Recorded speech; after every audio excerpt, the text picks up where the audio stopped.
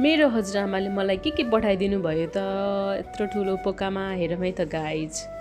यो चाहिँ मैले आफै लिएर आएको घरबाट ल्याउन त, तर मलाई यो भित्र के छ भन्ने कुरा चाहिँ मलाई राम्रोसँग थाहा छैन, किनकि मैले देखेको थिएन। हजुरआमाले ठ्याक्कै पोका पारेर लिएर दिनुभएको थियो र त्यो मैले लिएर आएको थिएँ। त्यही भएर अहिले चाहिँ म अनबक्सिङ गर्दैछु र मलाई अनबक्सिङ गर्न चाहिँ लास्टै रमाइलो लाग्छ। मैले धेरै कुराहरूको अर्डर गरेँ भने कि अनलाइन या केही चिजहरू मगाएँ भने म धेरै अनबक्सिङहरू भिडियो बनाइरहेको हुन्छु, बट त्यो म युट्युबमा चाहिँ हाल्दिनँ। सोध्छु यस्तो पनि मान्छेले हेर्छ होला त, मान्छेले हेर्दिनँ होला, यस्तो पनि हाल्नु जरुरी छ र टाइपको फिल हुन्छ। But people are showing everything about their lives in YouTube and getting viral, so why not me? म पनि हाल्छु नि जस्तो टाइपको फिल भएर मैले पनि अब यो मेरो हजुरआमाले तरकारीहरू टिपेर पठाइदिनु भएको थियो, अनि त्यो चाहिँ म हजुरहरूलाई देखाउँदैछु, हेर्न सक्नुहुन्छ। 3वटा पोकामा एउटा यो पठाइदिनु भएको थियो। यो चाहिँ हो कुन्द्रु, हजुरहरूले देखिसक्नु भएको होला। हजुरहरूकोतिर यसलाई कुन्द्रु भन्छ के भन्छ, हाम्रोतिर त कुन्द्रु भन्छ है, तर प्रायः जस्तो ठाउँमा आई थिङ्क कुन्द्रु नै भन्छ। हजुरहरूकोतिर के भन्छ भन्नु होला। अनि हेर्न सक्नुहुन्छ मकै, मकैमा त्यो मकैको दाना छैन।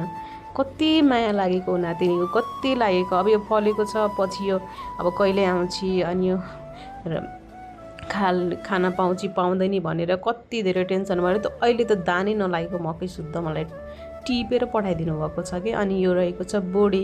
मेरो हजुरआमाले यो जति तरकारीहरू पठाइदिनु भएको छ नि सबै आफै लगाउनुहुन्छ। मेरो हजुरआमा बुढी भइसक्नु भयो होइन, भनौँ न खुट्टाहरू दुख्छ। अब बुढेसकालमा त प्रायः बिरामी हो नि, यस्तो भइ नै राख्छ प्रायः मान्छेहरूलाई। मेरो हजुरआमालाई खुट्टा दुख्छ, के भइरहेको छ, तर पनि उहाँलाई हामीले कति भनेर हुन्छौँ कि आराम गर्नु। अब त बुढी भइसक्नु भयो, किन यति धेरै काम गर्न खोज्नुहुन्छ भन्दाखेरि, नाइ कहाँमा बस्छु त, बस्यो भने त म त्यसै पनि झन् बिरामी भइहाल्छु नि, कहाँ बस्छु म बस्दिनँ, मलाई झ्याउ लाग्छ यतिकै खाली बसेर के गर्ने भनेर उहाँ केही न केही काम गरिराख्नुहुन्छ। यो अनि सबै गएर बारीमा लगाउने, अनि गोडमेल गर्ने, पानी सानी हाल्ने, सबै चाहिँ एभ्रिथिङ आफै गर्नुहुन्छ। अनि उहाँले यस्तो मेहनत गर्दा हामीलाई कति आनन्दले बसी खान मिलेको छ। अनि यो चाहिँ मैले किन मिठो, यो यस्तो मिठोवाला टाइपको देखाइरहेको छु भनेपछि गाइज, यसलाई चाहिँ चौचौमा राखेर चाहिँ यस्तो मिठो हुन्छ, उब्बरै मिठो लाग्छ मलाई चाहिँ, त्यही भएर मैले त्यस्तो मिठो हुन्छ भनेर देखाएको हो। अनि हेर्न सक्नुहुन्छ अघिको मकै। अब मकैको बारेमा त के कुरा गर्नु, म हेर्नु न मकै ठिकै छ नि त।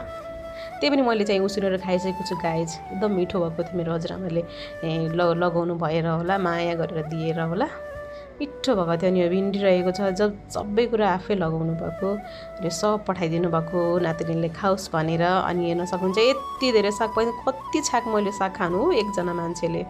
Anyways thank you so much for watching, especially मेरो हजुरआमालाई धेरै धेरै धन्यवाद। बाई।